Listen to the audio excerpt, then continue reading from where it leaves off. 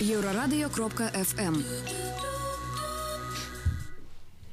Вітаю ўсіх слухачоў Еўрарадыё. У студыі для вас працуе Зміцер Лукашук, і гэта сумесны стрым Еўрарадыё і Е-прамовы, які можна не толькі слухаць, але і глядзець праз аккаунты Еўрарадыё ў сацыяльных сетках, Facebook, Аднакласнікі, ВКонтакте, на канале YouTube, у мяне на асабістай старонцы таксама. Стадыён «Дынама» – гэта не месца для святкавання Дня волі. Такую заяву зрабіў Александр Лукашенко падчас вялікай размовы і скіраваў усіх з іх апазіцыйнымі акцыямі на Бангалор. Так вось, ці пойдзем на Бангалор, ці ёсць у арганізатараў мерапрыемства план Б, мы сёння і пагаворым з маімі гасцямі ў студыі. А гэта Антон Матолька, Эдуард Пальчес і Павел Белаус. Добрый день, калі можна так сказаць, шановныя. Добрый день. Наколькі для вас стала нечаканай такая заява Александра Лукашенкі? З каго пачнем? Павел, давайте вы. Заява... Ну, хутчэй для мяне асабіста ясна, што гэта было расчараванне. Ты вось сам пачынаеш верыць, што зараз зробіш яскравае добрае мерапрыемства, а пасля цябе крышачку абламваюць. Таму, я чалавек, які заўжды думае пазітыўна, ясна, што мне і максімалістычна, ясна, што я ўжо на гэтым стадыёне, можна сказаць, на сцэне стаяў з мікрафонам. Да, таму... В прынцыпе, ты чакаў, што Лукашенко скажа там Сіваку, мэру Мінска, што «Так я не зразумеў, чаго ты цягнеш з адказам? Хай хлопцы ўжо там сцэну ставяць». Я, канешне, так адчуваў, таму што, бо разумеў, што мы хлопцы нармальныя, паказалі, што можам рабіць добрыя мерапрыемствы, якасныя мерапрыемствы, не ворагі сваёй краіне, там, на рэвалюцыю не заклікаюць, ну чаго ж нам тады адмаўляць? Антон так весело рэагаваў на словы Павла, не згодны. Не, почему? Ну, это мнение Паши, и мы его ценим и любим. На самом деле мы ожидали ответ примерно так, недельки две назад, по решению, по мероприятию, и «Динамо» — это действительно большая и очень сложная площадка, и отчасти может быть понятен там какой-то страх, потому что не проводилось еще ни одного действительно массового мероприятия. С другой стороны, для команды не было это какой-то неожиданностью. Нам было больше неожиданно, что сам глава государства обратил внимание на такое прекраснейшее мероприятие, как празднование Дня воли, и так ярко, я бы сказал, отреагировал. Это, вот это, наверное, больше даже показатель, потому что, получив мой ответ от Сивака, или там от Минграсполкома просто каким-то обращением, было бы, наверное, сложнее. А так все обратили внимание, и за такую рекламу надо приплачивать, видимо. Давайте я может быть, такое свое меркантыльное, але может, здымите груз с души. Тут меня обвинуватели у тым, что своим пытанием я фактично спровоковал Лукашенко на то, как отмовить организаторам у стадионе «Динамо». Антон. Нет, я говорил большое спасибо, потому что, повторюсь еще раз, глава государства публично на огромнейшую аудиторию проговорил про День воли и БНР-101. И про то, что достойно отпраздновали прошлогоднее столетие. Это приятно. Другой момент, что я чуть позже, в субботу, когда пошла рефлексия по поводу этого отказа, хотел, конечно, услышать, наверное, вернее, чтобы кто-то задал чуть более другой вопрос, а есть ли какой-то... то, что нам до сих пор не было ответа официального, есть ли какой-то страх или, не знаю, опасение из-за реакции Российской Федерации на то, что белорусам дают отпраздновать национальный праздник с таким размахом? Вот этот вопрос, наверное, был бы более, таким, скажем так, не дающим шаг влево, шаг вправо сделать при ответе. А тут приравняли национальный праздник к какому-то оппозиционному митингу. Видимо, может быть, даже наша где-то недоработка, не сказали, что все-таки, ребята, это праздник. Это мероприятие, которое объединило десятки тысяч белорусов в прошлом году, и где люди объединялись, а не, как сказал Лукашенко, шли на какую-то конфронтацию. Поэтому тут немножко по-разному можно на это посмотреть. Эдуард. Сейчас, если мы оставим какой-то эмоции и прочее, сейчас по фактам. мы все объясним про «Динамо». Во-первых, ну, лично я вообще никак не удивлен отказом. Ну, как человек, который на самом деле отвечает за сценарий всего мероприятия, раскрою секрет, я предложил стадион «Динамо» еще прошлым летом. Предложен, почему было это место? Во-первых, потому что оно могло вместить более-менее всех. Если брать с прошлым годом, когда десятки тысяч, почти все площадки в центре Минска, одномоментно сложно собрать такое количество. Там на оперном театре комфортно только 5, самое максимум 8-10 тысяч человек может вместиться одномоментно. Это раз. «Динамо» покрытие от снега, дождя, 70% сидящих на трибуне, Wi-Fi, туалеты, безопасность, прочее. То есть это очень смешно, конечно, что это, оказывается, личное оскорбление. Это реально удобная площадка для таких мероприятий, которая может с достоинностью, с безопасностью, с удобством провестись раз. Но когда как бы мы ее разрабатывали, вполне, там, я лично 90% был уверен, что ее могут дать только в каких-то крайне чрезвычайных обстоятельствах, чтобы нам дали первыми. Прочее, это маловероятно, но как раз когда в декабре мы увидели обострение отношений с Россией, прочими, мы как бы... Вы думали, что так вот хвалю оседлаете, как кажете? Нет, мы подумали, что, так сказать, такая...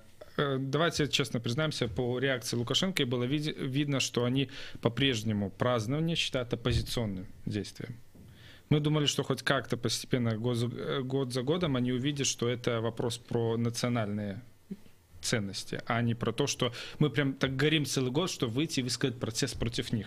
У нас как бы и другие в жизни есть интересы, а не только протестовать против властей. Как бы не на них весь мир замыкается. У нас есть свои ценности, свои убеждения, и их разделяют крайне много людей. Вот поэтому я лично никак не разочарован отказом. Праздник будет в любом случае. Вопрос, чтобы это было всегда достойно. Вот и все. Ну, давайте все ж таки ближэй да вот раз перайдем, как плавно, як Эдуард нам передал такую палочку эстафетную. Я так разумею, план Б ён ёсць. Даже план В есть.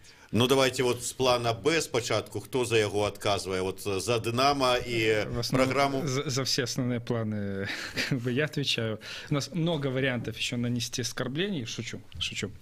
Нет, на самом деле я могу, наверное, сказать, что сегодня... Да. Сегодня будет подана заявка новая. Она будет предусматривать два варианта. Это либо первый вариант — шествие к площадке у Дворца спорта и там Дворец спорта, допустим, вместе где будет празднование, либо второй вариант — шествие на площадь Свободы, где там будет проведено мероприятие. Это две площадки, на которых постоянно каждый год проводятся массовые мероприятия самых разных видов. Это не стадион «Динамо», который новенький, кого-то можно оскорбить. Ну, как бы, она много раз используется, кем угодно используется, чего только там не проводится, от сельскохозяйственных распродаж капусты до там... И рыбы, ну, все, что... До байк-шоу с участием президента и его байк-шоу, сыновей. то есть это, как бы, довольно часто используемые площадки, поэтому мы не видим причин. Вот, а я хочу добавить, да, что на площади Свободы 3 года назад начался такой формат празднования Дней национальных культур, и, наверное, логично начинать праздновать Дни национальных культур с национального праздника, Дня воли, ну и в данном случае день 101-летия БНР. Да, это план Б. Далее, вот, наверное, еще мы сделаем комментарий, почему там Бангалор, потому что, к удивлению, немного, но некоторые люди, там, допустим, мне стали писать в личку, почему не Бангалор, а может там собрать и прочее. Опять-таки, самое главное в том, что мы делаем, особенно после предыдущего года, это достойное празднование, это чувство атмосферы. Это в первую очередь чувство, эмоции, самоощущения. Мне сложно представить, что люди на Бангалоре будут себя чувствовать атмосферно, достойно и правильно в этом месте. Я вот очень быстро хочу сказать, когда год назад вышло солнце 25 марта, и снег резко начал таять, я помню, очень много было претензий, а как же мокро, там плитку всю залило снегом из-за нашей конструктивной особенности театра оперы и балета. А кто и как давно был на площади, на сквере на площади Бангалор, там же земля, грязь, поэтому, ну вот даже... Вот сравнивая просто отзывы, люди не будут хотеть ходить по грязи, и это логично. И говоря про достойное, ну, то есть людям должно быть удобно и добраться, и куда-то сходить, и отпраздновать. То есть мы смотрим, наверное, организовывая это мероприятие, говоря про организацию, не про то, что мы должны показать там и заявить о каких-то политических амбициях и так далее. Мы говорим о том, что люди, которые принимают участие, помогают, финансируют. Паша Белоус потом может рассказать уже потом про какие-то конкретные цифры и суммы. Они не делают, что вот абы сделать и сделать. Они хотят достойно. И, по-моему, ну, к 2019 году мы имеем право отпраздновать это достойно. Паша. Да. Можна я дадам вось мяне, што найбольш, ну так пакрыўдзіла, можна сказаць, у словах Лукашэнкі, это тое, што адзначылі 100 гадоў, ну там 101, это ж уже не важная дата. Ну давайте тады Дзень незалежнасці будзем раз на 10 гадоў адзначаць, ці там, не ведаю, праводзіць парад тэхнікі раз на 25 гадоў, ці, не ведаю, чаму БРСМ кожны год праводзіць дзень вышыванкі, уже трэці, у гэтым годзе 4-й год назад. Што это за словы такія, што вы 100 правялі, далей чакаеце, што нам 200годдзя чакаць, ці 150годдзя.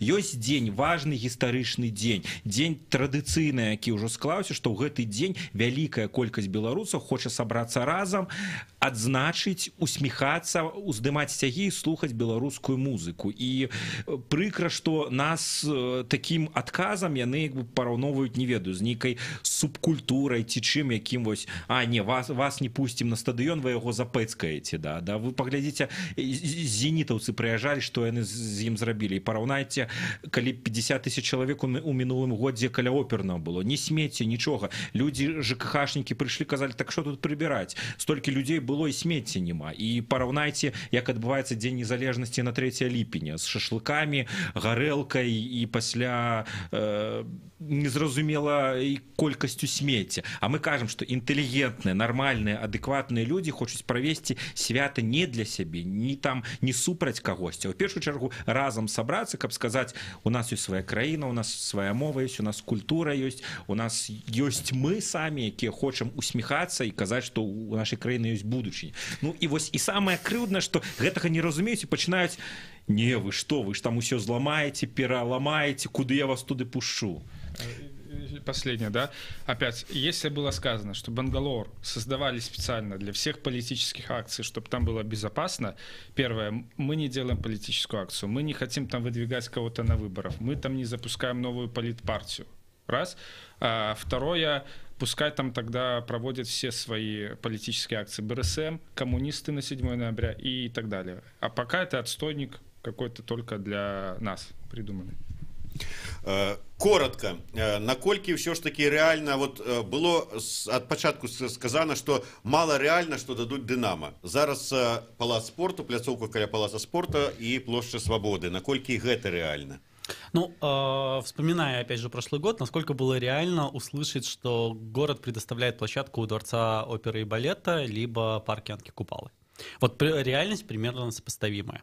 Есть еще план В, о котором мы с удовольствием расскажем после рекламы. Да, не после рекламы, а после короткого выпуску новинок на Еврорадио. Зміцер Лукашук у студии, со мной у студии так само Антон Матолька, Эдуард Пальчес и Павел Беловуз. Говорим про День воли 2019.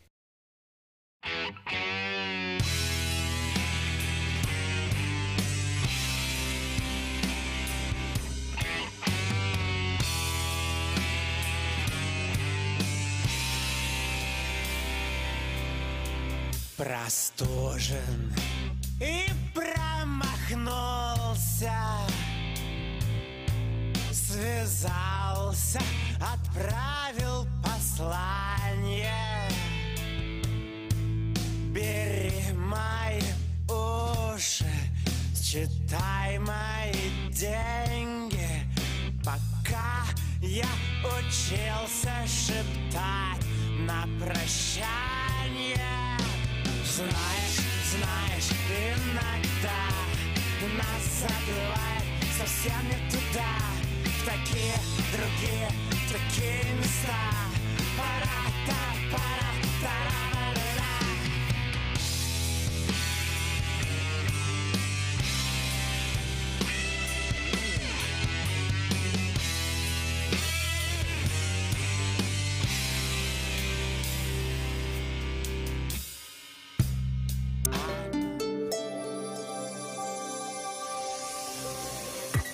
Еврорадио. Новины – наша справа. Вітаю, каротка пра асноўныя падзеі на гэты час. Журналіста нашага часу Міколу Дзядка затрымалі, аштрафавалі трэці раз на 1275 рублёў за экстрэмізм, а пасля выхаду з будынка суда затрымалі чацвёрты раз. Затрымлівалі тыя, хто пісаў рапарт па папярэдняй справе, паведамляе Алесь Лагвінец. Зрэшты, Мікола да такога развіцця падзей быў гатовы і сабраў невялікую турэмную сумку, пра што сам напісаў на Фейсбуку. Суд Ленінскага района Мінска вынес прысуд былому галоўнаму патолага-анатаму Міністэрства аховы здароўя Аркадзю Пучкову 7,5 гадоў у калоніі ўзмоцненага рэжыму з канфіскацыяй маёмасці. Паводле следства Аркадзь Пучкоў 20 год браў хабар. Прысуд трохі змякчылі ў параўнанні з тым, чаго прасіў пракурор. Ён хацеў 9 гадоў пазбаўлення волі і большую кампенсацыю дзяржаве. Памёр вакаліст Продиджи Кіт Флінт на 50-м годзе жыцця. Ён знойдзены мёртвым сёння раніцай у сваім доме ў Эсексе. Стадыён «Дынама» — гэта не месца для дня волі, так Александр Лукашенко адказаў на пытанне журналіста Еўрарадыё Змітра Лукашука наконт маўчання Мінгарвыканкама ў адказ на заяўку пра святкаванне дня волі на стадыёне «Дынама». Які развіццё бачаць арганізатары святкавання дня волі Павел Белаус, Антон Матолька і Эдуард Пальчыс, вы даведаецеся адразу цяпер пасля гэтага выпуску навінаў. На бліжэйшыя 2 дні абвешчанае штармавое папярэджанне. Сіла ветру ў нашых краях будзе сягаць 22 метраў на секунду. Тэмпература паветра ўначы +1, +7, удзень +4, +10. Істотнае пацяпленне ад паслязаўтра 15 градусаў цяпла.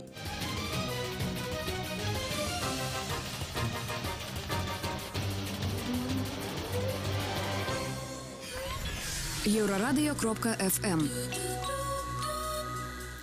Вітаю ўсіх слухачоў Еўрарадыё, студыі Зміцер Лукашук, і мы працягваем размову у студыі з маімі гасцямі Антонам Матолька, Эдуардам Пальчысам, Паўлам Белаусам. Такім чынам, план Б – гэта альбо палац спорту і пляцоўка каля палаца спорту, альбо плошча Свабоды. Заяўка, як ужо было сказана сёння, такі інсайт будзе пададзена заўтра на гэтую заяўку. Сегодня, завтра. Гэты час рыхтуецца ўжо і падаецца. Либо сегодня, либо самый крайний поздний срок утром завтра. Да. Добра, пакуль, значыцца, гэта заяўка пойдзе, абмяркуем гэта крыху пазней, зараз да плана В. Антон... Я еще и вспомнил про план С. План С. АБВ. Такой, який план В? Еще мы просто забыли, когда говорили про Минск. Минск — это не Беларусь.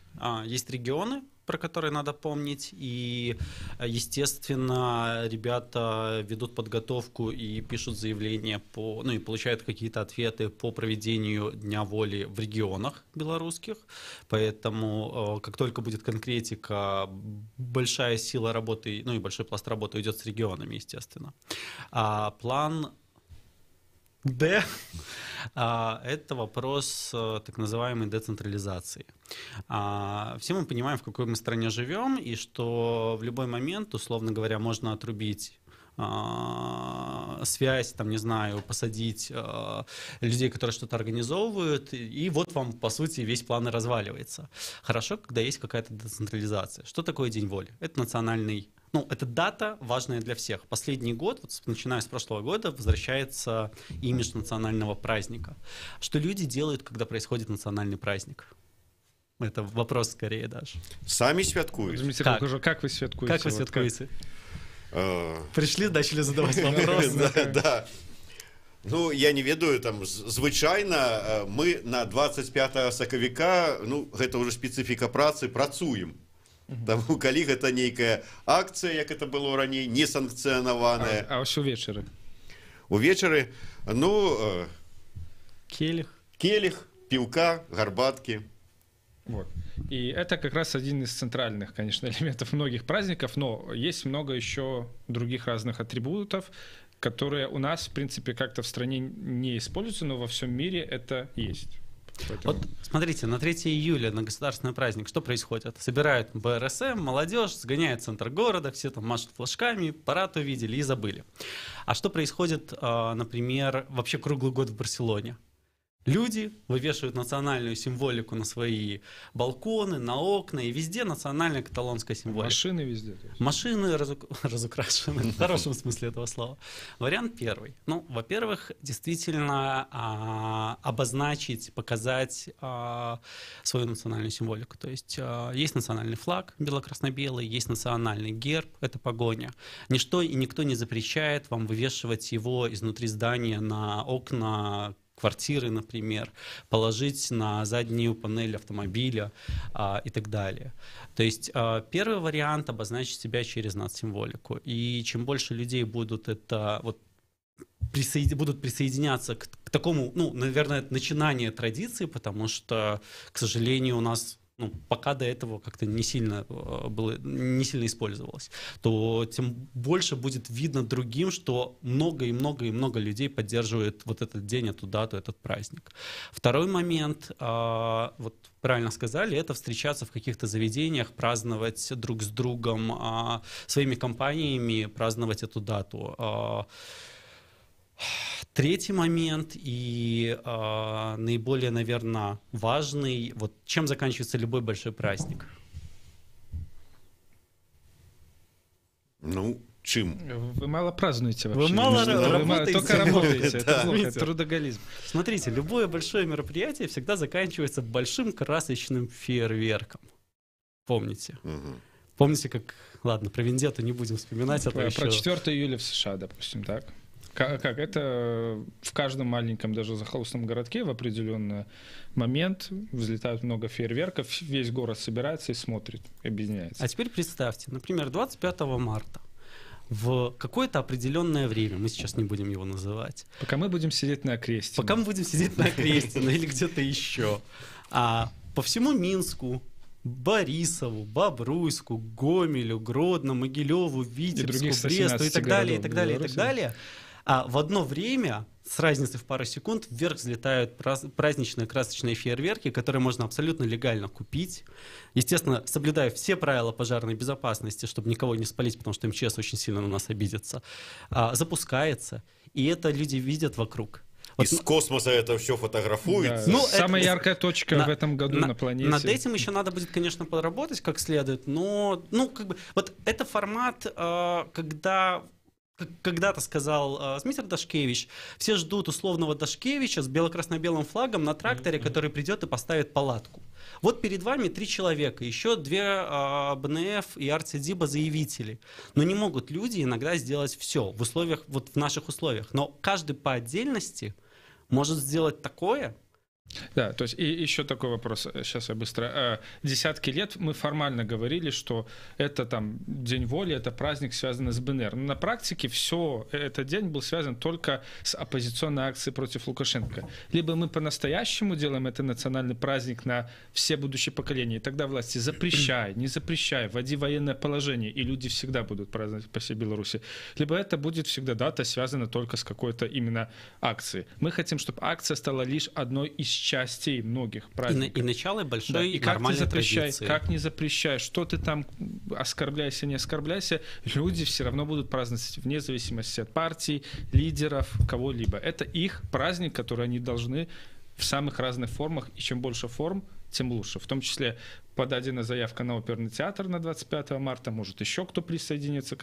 Чем больше форматов форм, форматов празднования или отмечания, если или власть не политического, хочет давать нормально, достойно помогать, люди сами это все сделают и организуют. Что, собственно говоря, и показал прошлый год, когда люди сами начинали организовываться. Так, да, есть такой формат, что лепш, чем одно великое мероприемство 1000 маленьких. И плюс тут еще будет 2 важных фактора. Один з фактор, что святкуешь, покажи, як ты святкуешь. Зроби фотку своего салюта, там с хэштегом, у нас есть всем ведомый хэштег БНР-101. И плюс завтра мы запускаем у социальные сетки, публикуем усе сыходники логотипа, официального логотипа Дня воли.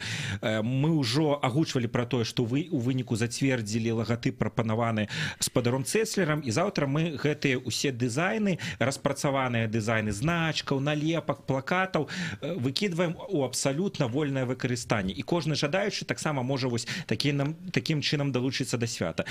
Надрукаваць 100 налепак і раздаць сваім сябрам, там не веду значкі выпусціць, там хай бізнес гэта робіць, хто заўгодна, і каб вось і тым больш якраз такі задача, калі мы размаўлялі з Уладзімірам Цэслерам, была пра тое, каб стварыць лагатып не толькі для аднаго года, а каб гэта сапраўды стаў лагатып на дзень волі там на усе гады наперад. І ён сапраўды такім атрымаўся, што няма прывязкі да даты, і мы хочам, каб вось і гэты фір-стыль падхапілі усе і выкарыстоўвалі абсалютна як заўгодна там, і ствараючы розныя прадукты і такім чынам папулярызуючы далей гэтую дату і наши символы. Антон. Да, я хочу добавить два важных момента. Во-первых, то, что мы говорим про децентрализацию, это не говорит о том, что мы не будем делать сами ничего, естественно. Это тот вариант, который возможен и с нами, и без нас, и спустя 10 лет. То есть, чем раньше мы начнем это все праздновать, и люди, которые поддерживаются одного взгляда, одного видения объединяться, тем лучше будет для всех нас. То есть, ну, вот тут не надо, начнутся сейчас, скорее всего, в различных фейсбуках и других социальных сетях обсуждения, что, мол, ребята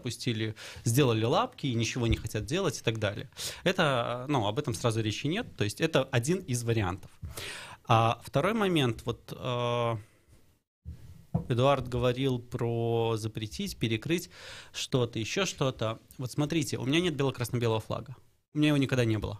Опа, Симбальба я знаю, где купить. Да? И когда в прошлом году, после того, как заканчивалось мероприятие у оперного театра, людей, ОМОНовцы, там, милиция требовали вот это вот свернуть этот флаг и так далее. Его нельзя свернуть, если он в тебе. Ну, условно говоря, если ты придерживаешься этого взгляда, ты его не отдашь. И как бы они ни просили, сложите ваши флаги, как бы они ни просили, типа, спрячьте их, они все равно в заведомо проигрышной ситуации. Нельзя спрятать то, к чему ты сам придерживаешься, что ты сам пропагандируешь, и что в тебе как бы, ну, твое, условно. Ну, я зразумеў. Давайте от темы «Отсвяткуй День воли» у своей души вернемся до практычнага, вот все ж таки такого. Будзе пададзена заявка сёння, максимум завтра з раніцы. Але сёння 4 сакавіка, завтра ўжо 5. Колькі часу застаецца, вот чисто по часе, ці паспяваеце вы, калі нават вот вам кажуць, что мы, да, даем вам дозвол там на площадь Свободы, а ці поспеете? Во-первых, у нас нету выбора, начнем с этого. Во-вторых, да, успеем. Мы в прошлый раз в более сложной ситуации делали с нуля то, что не делалось 25 лет. Сейчас есть уже наработки, есть контакты, есть связи, есть группа волонтеров, есть базы e-mail. Ну, то есть есть большая наработка, которая запускается за считанные дни, и махина вот эта вот вся, она начинает работать сама по себе в том числе. Поэтому, само собой, чем раньше заявка будет получена, тем лучше будет и качественно сделано мероприятие. Ну, смотрите, со своей стороны не то, что там, да, мы сделаем. В прошлом году, не знаю, я там как верующий человек говорю, с Божьей помощью у нас получалось решать то, что в обычное время ты решаешь за 3 месяца, у нас получалось за 3 дня решать. Наша задача в этом году просто, если дадут нам там 15 дней, 10, мы выжмем из себя, не будем спать, не будем есть, не будем мыться там и прочее. Не, мыться будем. Шучу, да? Будем жить там на энергетиках, кофеине, то есть до саморазрушения, и будем делать все, что от нас зависит, все, на что мы способны. Но вот как раз возвращаясь немного к другим сценариям децентрализации, а допустим на следующий год кто-то заболеет, умрет, уедет, условно говоря, да? Поэтому будет возможность, мы сделаем максимально. Не будет, мы хотим, чтобы люди сами снизу научились делать себе праздник вне зависимости от наличия каких-либо организаторов. Вот. Поэтому, если нам дадут, все, что возможно в человеческих силах, будет сделано. І все ж таки, я от зараз задам питання, за якое мені в черговий раз Стась Карпов, може бути, там патролить, що не продумав виніки отказу, але все ж таки, от максимальний термін, за які вот ви можете зробити свята, що після, скажем, там, нейкого дня ви вже скажете, дякую, конечно, що дозволили, але мы уже тут ничего не сможем. Мы не будем отвечать на этот вопрос, мы не хотим делать, скажем так, помогать противникам, я не говорю власти. Власть не монолитна, там есть и сторонники, и противники. Я не хочу помогать противникам национального праздника, ставить нам палки в колеса. Поэтому мы просто не будем отвечать на этот вопрос. Не-не, у нас ничего не получится, можете давать сейчас любые. Да-да-да, у нас ничего не желательно получится, завтра, ребята. потому что Если мы и так завтра уже не дадите, успеем. мы уже... Ничего не поспеваем. Будут только барды и 200 человек. Все, давайте, пожалуйста. 25 число. Побежаешь. Ці магчымы такі варыянт, што вот скажем заяўнікі на другую акцыю на 25 число атрымліваюць оперны тэатр, і вы можете спалучыць, сумесна зрабіць это мерапрыемства. Хай это не выходны дзень, а панядзелак, але Все вот разглядали такую магчымасць? Конечно. Все, да, просто вопрос, что мы знаем, что сейчас там уже ведутся ремонтные работы. Это усложняет во многом определенные вещи. Но вообще, то, что подтверждаюсь, чем больше люди самые разные силы, партии активничают, мы с радостью, как от минимум советов до максимум какой-то организационной, готовы всем как-либо что-то помогать, насколько наших сил хватит. Я объясню, помогать в плане именно, чтобы опять это было легально, безопасно для людей и концептуально вот в сфере этого национального праздника. Два асноўныя пытанні на заканчэнне, дакладней, якія засталіся ў мяне. Гэта першы, такім чынам Бангалор не разглядаецца ні ў якім выпадку. Я, допустим, скажу лично свое мнение, не знаю, как ребята. Я думаю, что после 2018 года идти на Бангалор стоит только, когда там в стране будет военное положение или когда там режим вернется. Мы не призываем вводить военное положение. 1937 года это просто, недостойно. Я надеюсь, что 2018 годом в отношении именно этой даты мы убили Бангалор, и лучше опять вот эта низовая массовая самоорганизация. Вот сейчас бизнесу говорю, да, будут десятки, а то и сотни тысяч людей, которые бы хотели отпраздновать. Включайтесь, да, там, зарабатывайте на этом. Лучше вот это низовая и искреннее празднование, когда вы будете видеть, что реально ваши друзья, вы будете в соцсетях видеть, что люди реально это празднуют, чем ждать всегда вот этих заявок, разрешат, не разрешат, тащиться на этот Бангалор от Академии наук по узким тротуарам, в эту грязь там и прочее. То есть я надеюсь, мы убили БНР-100, вообще вот это убогие походы на Бангалор, которым уже там 19, 17, 18 лет сколько было. Я могу сказать, при якіх умовах я там готовы организовать нечто на Бангалор. Першае, калі ў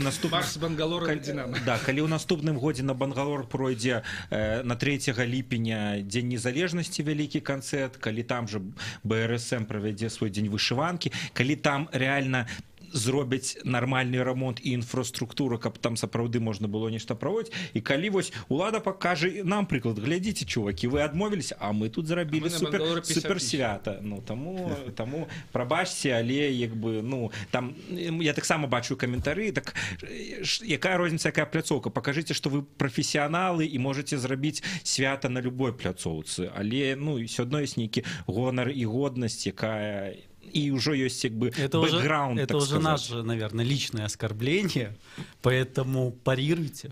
Мы на конфронтацию, как видите, не наоборот опять, не идем. Если кто-то в комментариях опять такой умный и способный, чем больше форматов, тем лучше подавайтесь на Бангалор, делайте, собирайте и проводите. Чем больше заявок, чем больше мероприятий. Мы здесь никак не приватизируем ничего никого. И як вы лічыце на заканчэнне, вось калі Бангалор гэта ўжо пройдзеная гісторыя, можна сказаць, пратэстнага руху, от ввогуле пратэсная акцыя, калі вот нічога не дазваляюць, пратэсная акцыя гэта выхад ці не, вот так як было там 2-3 гады таму? Когда есть спрос у людей, то, конечно. Тут вопрос не у нас же спрашивать, надо спрашивать у людей, давайте которые поддержат это. Настоящие народные снизу организованные протесты 2011-2017 года. Были они привязаны к какой-то дате? Нет. Были они привязаны к какой-то площадке? Нет. Были они привязаны к политическим партиям? Нет.